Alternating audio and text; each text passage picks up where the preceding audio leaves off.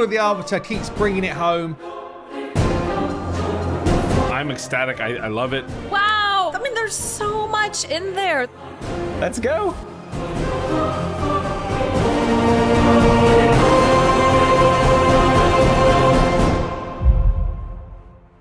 And action. Being asked to do this series was such an honor, and I studied some of the greats and thoroughly researched the character of me. I really dug in to make sure I gave my best performance of myself for the show. It was an entirely new journey, kind of, to actually go beyond the game and tell my story to a wider audience. I wouldn't say it was easy, but it was definitely worth it. And cut.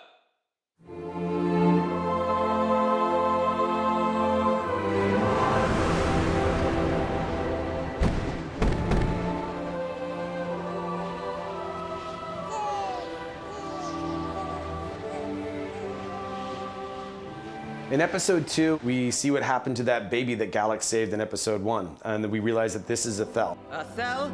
So Ethel is an orphan, and the only family that she's ever known are the Sacred Order.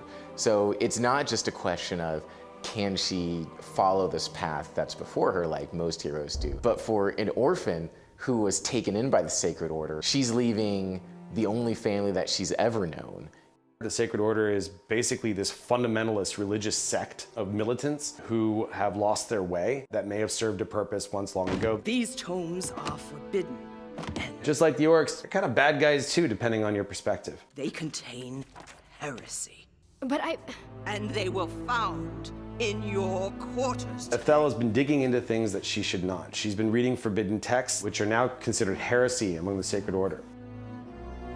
She's got a struggle that I think is really relatable, which is deciding to follow what you know is true and what's in your heart versus what other people are telling you. who are you? Contained here is a truth that the Sacred Order once knew, but has forgotten. There it's revealed to her that the Arbiter is real and that the visions that she's been having aren't just dreams. We also see how that touch from the Arbiter manifests and how that makes her power stronger. Ultimately, for Ethel, her conflict is, can she generate the confidence and the self-belief to make the most difficult decision? My place isn't here. Ethel, you are sworn to the Covenant. Godseeker Aniri doesn't want Ethel digging deeper into the past, doesn't want Ethel bringing out these things that may be true but may not be canon, actually, to the Sacred Order. We wrote the role for kind of this Mother Superior character. You know, in the game you see her and she's ready for war. But we like this idea that when she's not fighting, that's part of her task is to raise the next generation of warriors. We also meet Shamael, and they're two friends who grew up in the Sacred Order. I thought you might be a bit hungry after getting your ass kicked. Shamael cares a great deal for Ethel, and for him, that's his highest priority, is to make sure that his friend doesn't wind up in any more trouble. Ethel, you need to stop. Shamael sees this change in his friend, and he thinks that it's like dark magic. Is this how you've gotten so fast? Dark magic? Shamael's goal is to always protect Ethel, and he does that, and he helps her.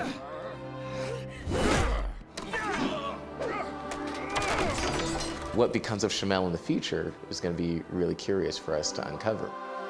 What does happen? Where does he go? May the goddess guide you. This isn't the Ethel that we know from the game. We're showing a younger Ethel. She's about 15, 16, she's coming of age. She hasn't been out in the world. And for us, that was really cool to kind of show where she came from. When we created Ethel, we wanted to make sure that we can recognize her being the character in the games as a teenager. We built a mesh of her body. We painted her skin. We had to build all the plates and armor she has on. And after that, we went to rigging to make sure her expressions were accurate. We have to make sure all parts of the character move. There's millions and millions of steps that go on in the course of production, and having a partner on the animation side who cares, that's the important thing. The Sacred Order has that really strong faction symbol in the game. We got to reflect that in all of the set design, in the buildings. It's all in a cathedral with big windows, stained glass. It's like ancient cathedrals in Europe, but bigger. The dojo where Atel is learning how to fight, that is maybe the set that was the most difficult. The place was really big and had a really complicated architecture. Big rays out of stained glass. You also see Athel finally get to go to the secret library. The lost library. This is a place that even the Sacred Order may have forgotten exists. The library was also a challenge. It's very dirty and we spent a lot of time adding spider webs. We really were fortunate because we had the opportunity to explore the world in any way we wanted. Athel's episode is my favorite episode. I really wanted the music to find a way to express the inner longing she has to find her place in this world, which she hasn't found yet. Nobody understands her, but she has to stick to her guns, and that's what I'm trying to bring out in the music.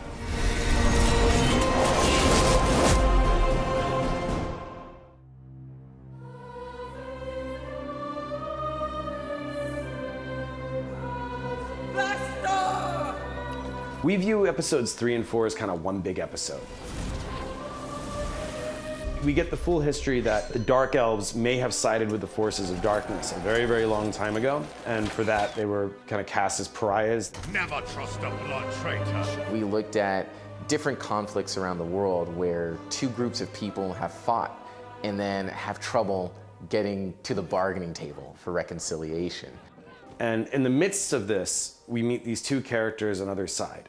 You've got Elhain, who is the anointed successor of Queen Eva. We've also got Kael, one of the more senior of the aristocratic families of the Dark Elves. One of the things that we pitched early on was doing kind of a forbidden love story, kind of a Romeo and Juliet between Kael and Elhain. They meet each other in this ancient cave that contains the clues as to the origins of their race. And it's that love that they have for each other that ultimately holds the key to everything, the key to these two races reconciling and being able to find peace. They fall in love briefly, and like in a fairy tale, they choose to meet again a year from now. But then ultimately, circumstance being the thing that drives them apart, where neither understands why the other didn't show up, and then creates tension over the rest of the episode. She doesn't show up, and he's hurt. And because of that, he decides to go on this mission to assassinate the queen.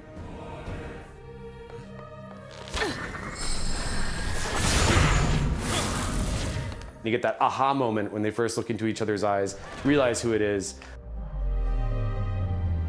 with that kind of bullet time of the combined pendant floating in the background. And that especially was a really cool touch, because you know, and he knows, that last time he saw that was split in two pieces. This is essentially a movie's worth of a story that gets condensed so elegantly. It is really kind of like a poem. At first, the audience isn't quite clear on whether or not Kael's gonna turn against her. But then they basically fight both the High Elves and the Dark Elves. One of the coolest ideas I think Jay had visually with this was, how do we make the interplay between these two characters kind of symbolic of their relationship? When Kael and Elhain decide to join forces, we had this idea that it's a very violent fight, but to them, this is their first dance. The Arbiter's role is a little bit more ambiguous than some of the other episodes. You get this idea that she might be leaving these breadcrumbs for them to find their true history. But she lets them make their own decisions and their own misunderstandings, and at the very end, she offers them a choice. Come, elves. You are needed. In episode 3 and 4, there's 3 stars. You know, there's Kael, there's Elhain, and there's the music. This is where Jesper's score really gets to shine. Elhain's theme, it's a fighting theme. It's adrenaline-fueled action moment. One of the things that I had told Jesper, have a theme for Elhain and have a theme for Kael. Kael has a similar approach because he's an elf as well. When they are working together, those themes kind of come together and create a new kind of song. One of our favorite parts in this was getting to see Elhain in action. You get to see her as like a full-on badass leader of soldiers. And when she shows up in the battle against the demon spawn, it's a big deal. You know, we show her with weaponry that she doesn't have in the game, we show her with some abilities that she doesn't yet have in the game, and we like this idea of this much cooler version of Elhain that can hold her own against like the worst that the world has to throw at her. In order to create Kale and Elaine, we had to nail the different look between High Elves and Dark Elves. They were the same at the beginning. They must not be too different. The models were very similar, but the texture, the color of their skin, the texture palette of their clothes is really not the same. We also got to have a lot of fun with the set design in these sets of episodes. We wanted to do something that looked elven. The textures, the metals, we really wanted the materials to kind of shine through here. The heraldry, the elves that you see in the game, is incorporated into the actual structural designs and the door motifs and everything else.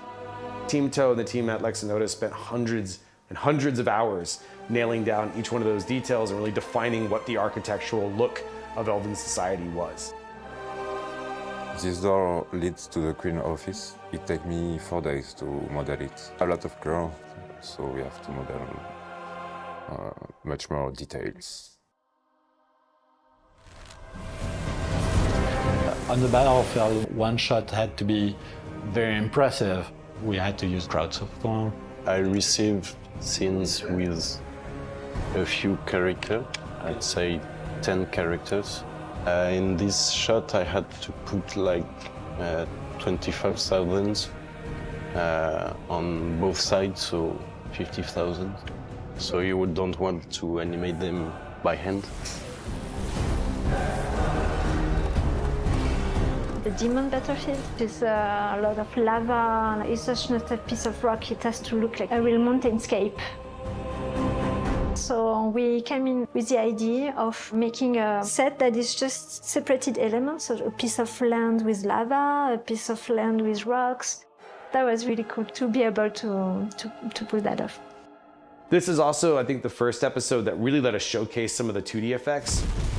One of the things that I wanted to do was use 2D animated effects, hand-drawn effects, over the CG models to give it a very specific look.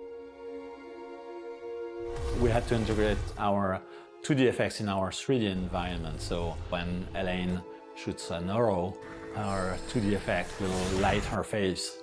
The fire at the end of the arrow is 2D, but the arrow itself and the bow are 3D. The very last scene that we see is Queen Ava walking into the empty library. You get the feeling that Ava and the Arbiter have crossed paths at some point in history. It seems you have a higher calling.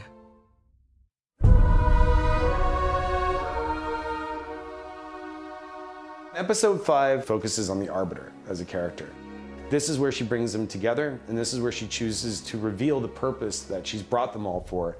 You've got this kind of four-way battle, and then again, you know, that's when the Arbiter shows up. I wondered if there were any beings alive who could see things as they really are. In episode 5, we begin to expand the world and begin to show you the history. And the audience begins to really learn what Raid is all about. There is a long-standing conflict that's been raging within this world, perhaps is now simmering. I was charged with bringing light into this world. When we were doing the voice sessions for the Arbiter, we spent a lot of time dialing in this idea that not only is she majestic and she's powerful, but that she's tired. Each time that I have come to fight the darkness, a great toll has been taken. She's been fighting the same battle for hundreds of thousands of years, going back throughout history, and she's pretty much used up everything that she has. And we also kind of get the stakes for the first time. Here we say, you know what? Here's what the actual quest is. Stand with me. Stand together. You've all been called to join forces to bring me back into this world. The quest is really simple. The Arbiter expended a lot of energy the last time that she fought evil, and it almost killed her. The thing that she needs is she needs her armor. Her armor contains really, really, really ancient power. This is power that's the type of stuff that could start the Big Bang. And so that's what she needs to come back into the world in order to help the whole world face the darkness that is to come. Find these, and I shall return to the world again. The Arbiter's theme is something really ethereal, where it needed to be something that felt like it was something that came from beyond, something that was this divine intervention, this divine spirit. This long freeze frame of this massive battle, that was something that was pitched to us in the very first meetings with Jay and Kendall. We thought it'd be really kind of interesting to see a battle that's frozen. We had to get really, really clever. When we first sent it to TeamTo, they were like, oh my gosh, how are we gonna do this? When we first saw the animatic of this scene, we got scared because we counted 400 characters, I think. And in order to build it, we divided each scene in 6 different layers.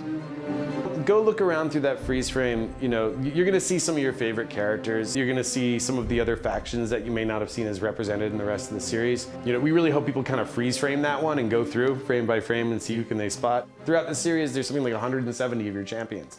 See if you can find them in this one.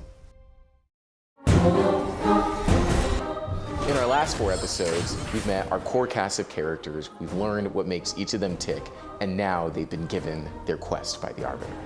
We learned about the history of the Sacred Order and where they'd lost their way. We've learned about the Arbiter. We know about the history of the Dark Elves and the High Elves, and we've seen the budding relationship and the history that connects Kale and Elhain. Each of these characters has made a very, very important decision that has altered the course of their lives. And now to make that mean something, to make it matter, they're gonna have to go on this quest with the Arbiter.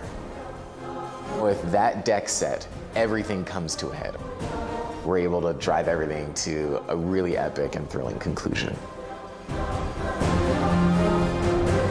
Now we have all of the starting champions. The Arbiter, oh my goodness. I'm really excited to see where this goes. I'm excited to see more episodes. I'm properly hyped for this. Hey, DK, buddy, how's it going, man? It's Nick Day. Oh, hey, Nick. I wasn't expecting to hear from you. How's it going, man? Oh, dude, it's great. Again, I cannot tell you how excited we are that you're in the show. Well, I'm just so honored. I cannot believe you guys made me one of the biggest characters. Yeah, it's kind of what I wanted to talk to you about. I think we talked about how sometimes in the final edit and the final cut, like some of the stuff, we gotta make some tough choices, right? And some stuff might end up on the on the cutting room floor. You remember that? Oh, yeah, sure. Great, well, so I'm... Oh, so Galec's out of the show, huh? And you want me to help you break it to him? Galec's one of the starters, so he's definitely in the whole thing. It might be there's like a little less of you in the show than we had initially discussed. Uh-huh. So, like, what percentage would you say I'm still in it? Let's say 10 seconds out of 50 minutes. I would say you're still in upwards of about 0.5%, maybe 0.7. Oh my God. 7 is my lucky number, dude. Oh yeah. No way. That's great, DK. Yeah, buddy. I just wanted to break you the good news, Well, yeah, I mean, you guys are the greatest, Nick. Thanks. I'll never forget this. Hey, listen, buddy, I'm in traffic right now, so I kind of got to bail, but nothing but love for you, DK, okay, babe? Okay. I can't wait to tell the Horde. OMG, I gotta call Turvold. Okay, man. Yeah, you say hello for us, okay? All right, bye-bye now.